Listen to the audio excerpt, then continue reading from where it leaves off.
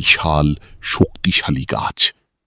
তার ডালপালা চারদিকে ছড়িয়ে পড়েছে, পথচারীদের ছায়া দিচ্ছে। বাতাস এলেই গাছটা দুলছে, কিন্তু ভাঙছে না।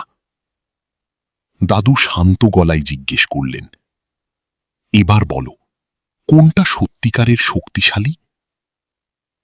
আর্জুনের চোখে তখন উত্তর পরিষ্কার, বাইরের গাছটাই। কিন্তু কেন?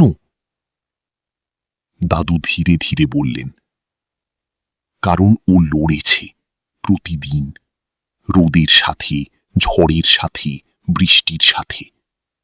প্রতিটা কঠিন পরিস্থিতি ওর শিকড়কে আরো গভীরে ঠেলে দিয়েছে, ওকে শক্ত করেছে।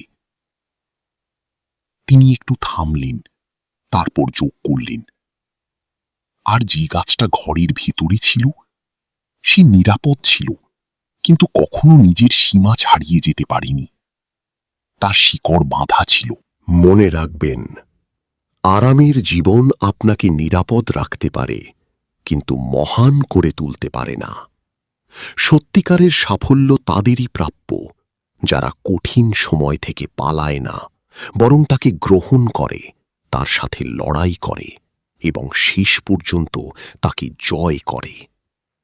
আপনি কি সেই গাছ হতে প্রস্তুত, যে ঝড়ের মধ্যেও দাঁড়িয়ে থাকে?